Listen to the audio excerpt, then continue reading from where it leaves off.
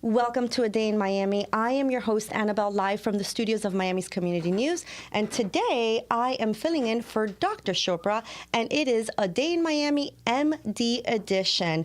Dr. Chopra is a board-certified plastic surgeon known for his specialization in neck lifts. He's an award-winning plastic surgeon based right here in Miami, Florida. And today's guest is Miss Linda Dunn-Carter. Miss Linda Dunn-Carter has been in the medical field for 18 years, specializing in scars. Hi, Anabel. Hi. Hi. Thank you for having me on the show. Absolutely. Linda, tell me a little bit, how did you get into specializing in scars? Well, it was basically I just tripped up on it, and I'm an entrepreneur junkie. So once I sold my restaurant back in 2005, so this is how far back I go, I was deciding what I wanted to do. I'd always been intrigued with aesthetics, and so I went into I wanted to be an esthetician. So I went to school, got my license, started a little space in Sedona, Arizona, is where I started, and people kept asking me if I did permanent makeup, and I'm like, no, but I just saw money walking out the door and opportunities, and so I said, hold on, I'll be right back. I'm going to go down and get my certification. Back then you needed like 80 hours minimum for permanent makeup. And so once I did that class, I saw a class being offered called Scar Relaxation, and I'm like, oh, wait a minute, what is this? And so I took the class, and basically they were just breaking down scar tissue, and I said, well, why not fix it? Why not make it pretty? Because I just got my aesthetic license, and now I can work on skin, and now I have the certification to use the modality to open the skin. So I just put the two together, and I'm like, immediately thought, I'm going to fix scars. But after that, there was nobody who could teach me what I needed to know and learn. So I just dove into medical journals, and I basically asked myself, if I was a scar, what would I need to fix myself? And so that gave me a platform or a reference point of where to start, looking at all different kinds of scars, different skin types, all of the phases a scar goes through for the skin to heal and the wound to heal. And then back then I was able to jump on webinars at Mount Sinai and Johns Hopkins teaching universities, and you can just really just pay $40 and listen in and hear doctors talking. And so I would jump on those webinars that were very pertinent to the scars and skin science that I was interested in, made all of my notes, all of my protocols that I thought it would take to fix skin and scars. But this was hundreds and hundreds of hours. It wasn't just like, oh, I'm just going to check out a few medical journals. No, it was a lot of detail, a lot of grind, a lot of in-depth research that I did to be able to get a series of protocols, which I thought is going to transform skin, transform scars, reprogram, just like skin has memory. So it has the ability to reprogram if you train it properly, just like muscles. And it takes time. So anyways, back then, I just invited everybody that I knew, just come in, it's free, I don't know what I'm doing, and just started work on every type of scar, every type of skin. And when people were coming back, I was just shocked by how the change, like within a month, I'm like, are you kidding me? And I'm just like thinking, wow, I'm onto something. And so the more case studies that I had, the more information that I had, I just knew I was onto something. And then I dubbed it the DC method, which is Dunn-Carter, my last name, and the method. I was going to ask you what that was. And we have the website. We could start pulling it up. Method, yeah. That's the actual method. So that's your specific It's method. My creation. Yes, Okay. yes. So I just derived from that basically, like I said, research and understanding what scars had to go through. And back then in 2009, there was nothing, or 2006, there was nothing. There was no one really revising scars. It wasn't a thing. Interesting. And so plastic surgeons, if anybody, was revising scars, but it was really the surgical revision that was happening back then. And nobody was really fixing scars to the point of making them pretty. And so that's what I wanted to do. And so over the years, it just became word of mouth, because that's all we had back then, word of mouth, Right. brochures, flyers, the old school way. I still believe in that. Yeah, everything works. The old school Yeah. way. I actually once I opened a little space in Sedona, I branched down to Scottsdale very quickly to be in a bigger demographic, and then I just kind of blew up there, and I was able to post a Groupon of all things, and that is where I got a lot more exposure because Fox TV found me and they go, what's this? What's this chick doing scar vision? What is this? Sounds interesting. And so they put me on TV, and then it grew and grew and grew. And I was in Scottsdale for 8.5 years, and then I moved to Miami. But in the interim, I expanded my offices to Houston, Atlanta, New York City. Miami Beach is where my satellite office is right now. So that's where I'm taking new patients in Miami Beach and New York City only right now. Okay, so perfect. yeah, it just got big. And you also have an entire product line for scarring. Yes. So that's your creation as well? Yes, it's called Scar Food by the DC Method. So we have to, everything is trademarked with the brand name in it. So the method is behind my school as well. I have a scar school by the DC Method. So I do also train in scar revision. So I train what I was looking for when I was back trying to research and find a way to just change people's lives and transform skin in a way that nobody's transforming it. And it was nothing that triggered you personally. You just wanted to help others. Oh, right. Yeah. I had a scar, but I wasn't doing it. It didn't even occur to me no, but it's interesting because through our lifetime, it says that the average person has over 9 surgeries in their lifetime. And I'm like, well, that's a lot of scars. That is a lot of scars. And now we have some befores and afters because what are some scars or scarring do you specialize in?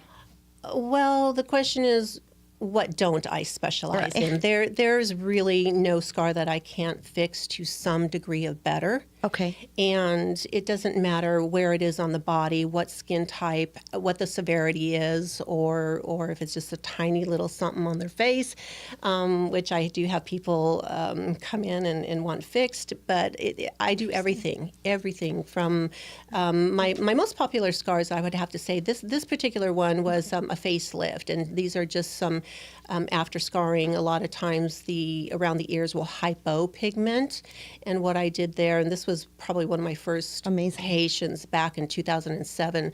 I just camouflaged some color in there to blend in with her skin tones. How did you do that? Well, I started off using.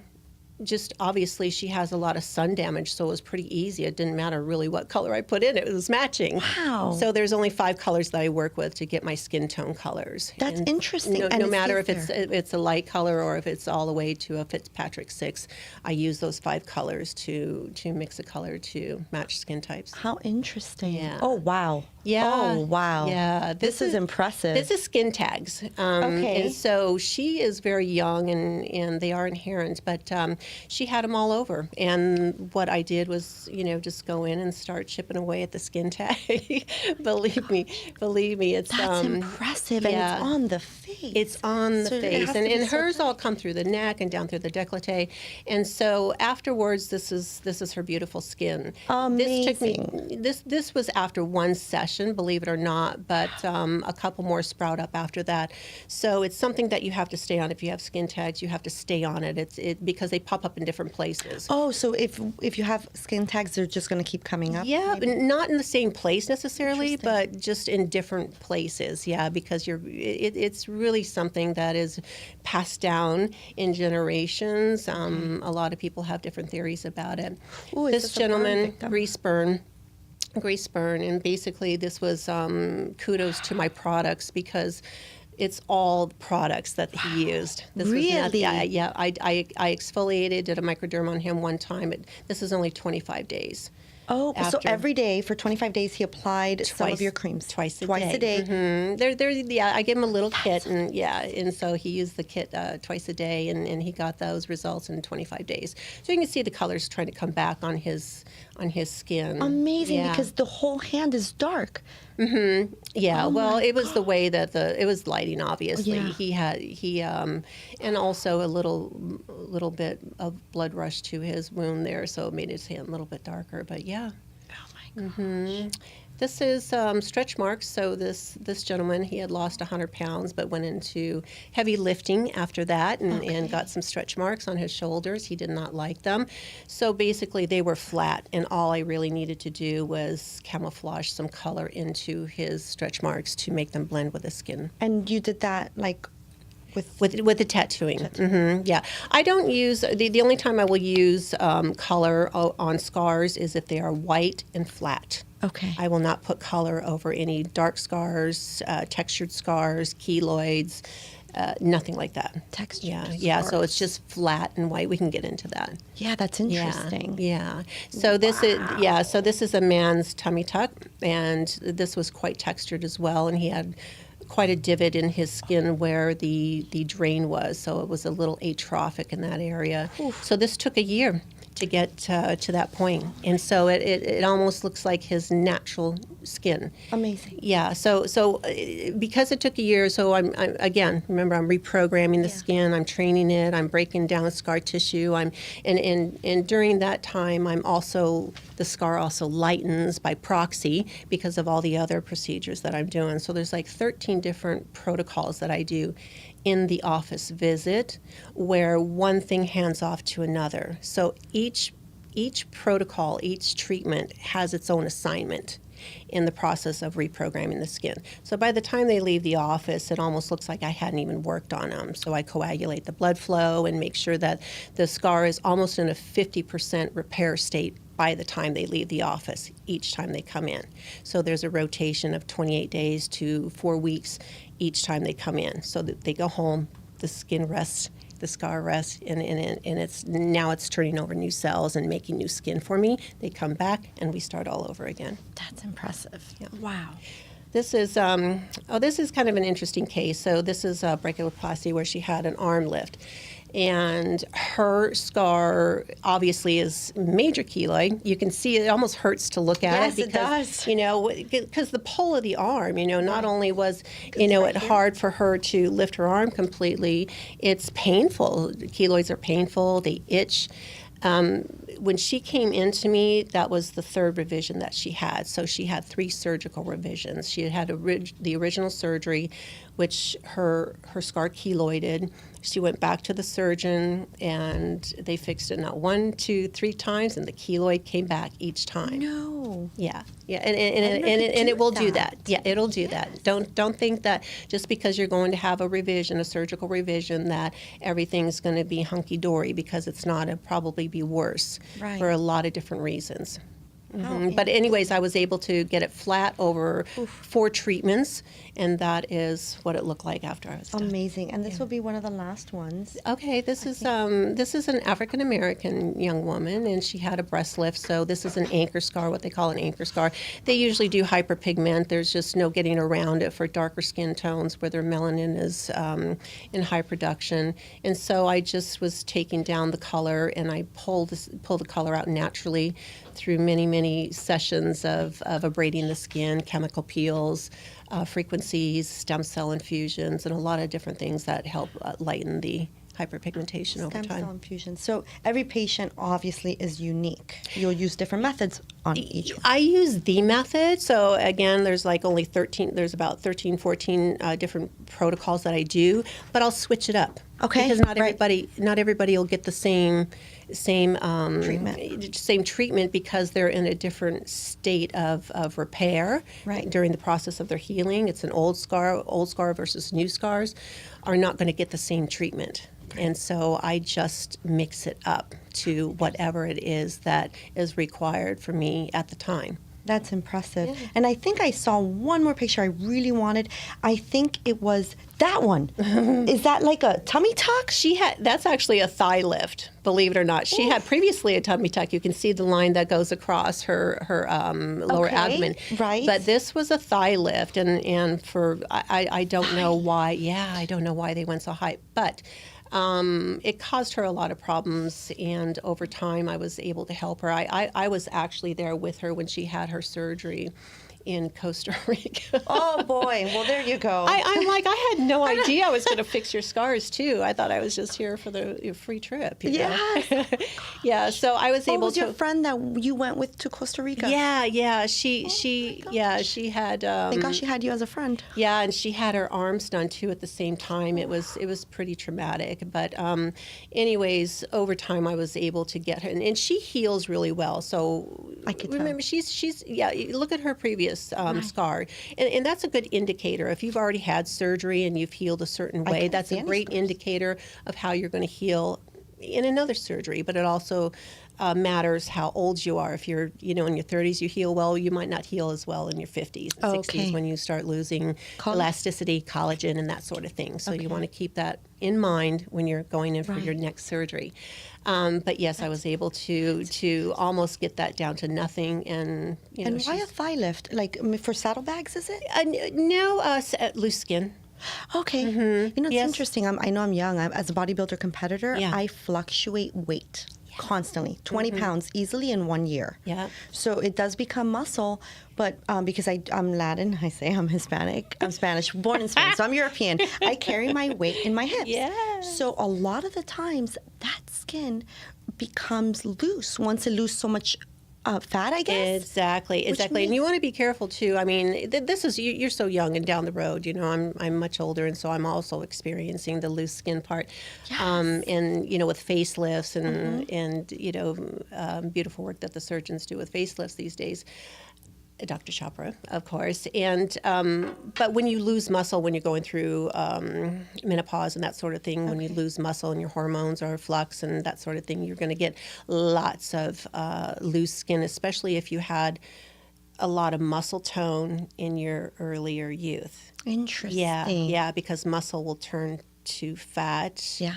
And then you just have the skin there. The muscle's not what it used to be. Yeah. And so the skin is still there, and it sags and it gets loose and that sort of thing. So, yes, that was a thigh lift, believe it or not. It does look like a tummy tuck, like a high tummy tuck. Right. Yeah. And that's something that we wanted to discuss because Valentine's Day is coming, and Dr. Chopra wants to have something special for mommies that want a mommy makeover, which may include a tummy tuck and other various elements. So you had mentioned to me before the show, first you go to Dr. Chopra to get the surgery, and then they go to you to fix the scarring. Yeah, surgeons don't specialize in scars. That's not their thing, and because you really have to nurture a scar once it's a new scar. You have to really nurture it back to a healthy state because it really doesn't know what to do. You have to.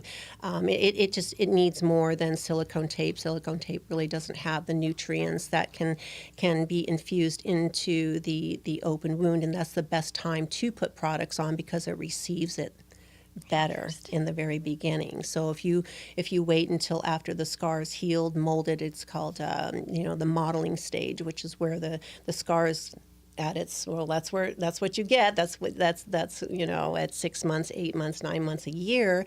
It's harder for me to reverse it. It's easier for me to manage it as we go along because then I can troubleshoot all kinds of issues, should there be any, spitting sutures, open incision, infections that arise from open incisions. I could imagine that. Keloids pop up, early on after surgery. So people will just let it form, and it's just harder for me to reverse everything. That's what I've done for all these years. But what I try to do is tell people be proactive and have a scar plan.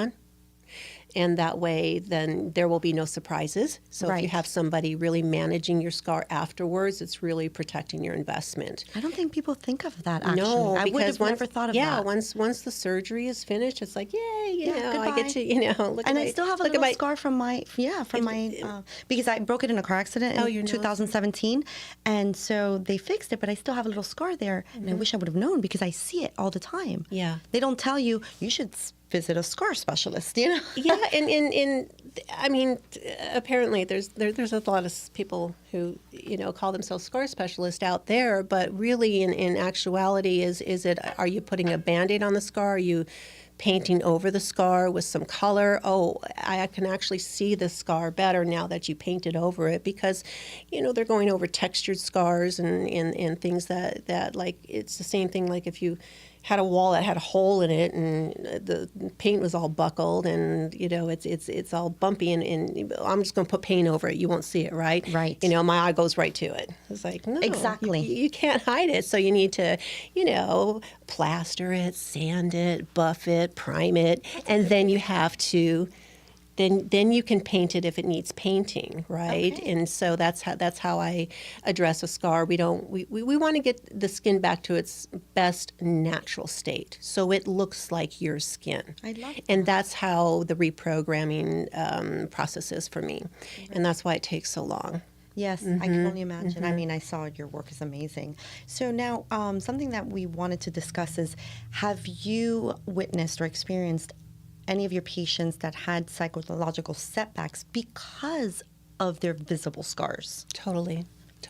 People don't come to me with good scars like, hey, Linda, I want you to fix my good scar. I don't ever see good scars, right? They're there to do one thing and fix scars that give them insecurities, a complex. That's why they're there. They're tired. Some people just don't even look in the mirror. They haven't looked in the mirror. They don't even want to see their photos after I put them up side by side. I said, look how good this is. Don't show me, Linda. And I'm like, okay. But over time, because I'm with my patients for so long, we become very close and very bonded and lots of trust there. And so, yes, there's a lot of emotional setbacks. I mean, it hurts me to know how pained people really are when they look in the mirror or they pull away from being intimate anymore or dating or taking their clothes off, or they can't wear certain clothes to the beach because now they have this cute body that they paid for, right? But they've got scars showing everywhere. So how do you hide those in a bathing suit? I think the biggest thing is just we're going back to have a plan, because at least then you'll know a little bit, you're more educated about where the placement of those scars are going to be. Can I live with that after surgery? And if you can, then great, there's no surprises. But when you wake up and you have 17 marks on you from lipo scars and literally you can't wear anything without them showing is really, and these are young girls, and they have the rest of their lives. Or the pretty horrific scars, when you have a tummy tuck that's 16 inches long, and it's like, and the lift scars, and the people become, and it's one thing to have surgery and have good scars, but for 95% of the population, or 95% of the people who do have surgeries, they don't heal so well. There's 5% that might heal really well, like people in a lighter Fitzpatrick 1 and 2. Yeah, they're great, and they have less chance of all these things happening. But the darker skin and something's bound to happen from an end-to-end tummy tuck. People are going home. They're doing lifting without, when they're not supposed to. It's funny that I find people who after surgery just will not take their clothes off, in front of their husbands or boyfriends. I can only imagine. Yeah, I had one patient who had a lift surgery. Actually, it was an explant. She was in early 20s. She had her breast implants removed, and then she had a lift because she had just too much skin there. All right. So after the lift, she got end-to-end keloids, thick keloids, keloids. All right. And so it was so bad that she was so, and she didn't know what to do. She Right. just thought, I guess I got to live with this the rest of my life. Right. And so she was talking to one of my other patients. They obviously knew each other. I didn't know this other person, but she referred this person to me. And once I saw her, I said, well, there's nothing I can really do to make you feel better or make them look better. They're so far gone at this point. Go get a revision. Go get a surgical revision. And then I will manage the new scars. Wonderful. And so that's what I did. And now she's keloid free after it's 16 months, 18 months, but they kept popping up. Oh, no. So the story behind that is all these years, for 4.5 years, she lived with these keloids, and she had a boyfriend, but her boyfriend would never see her. She wouldn't allow it. No, she just, no. She covered up, during intimacy and that sort of thing. So once she had the surgery, we walked through the whole, it was tough up front because the keloids kept wanting to come back. And they do. That's what they want to do, is come back. So the second I would see it, I would, gone. Gone. I'm chasing, gone, Yeah. So, but once I get them, like I said, once I get them early on, then it doesn't have to ride out to be its worst. Right. So yeah. So she's like, woo!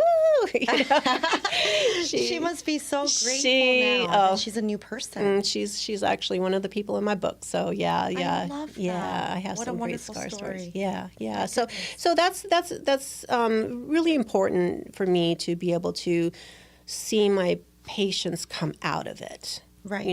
Everybody that I see actually has an insecurity about their scar, and I've seen thousands and thousands and thousands of people. So helping these people has been the most rewarding, is when you change people's lives like that. Absolutely. But when you see them midway through their series, if it's a 12-month series, midway through, hey, Linda, guess what?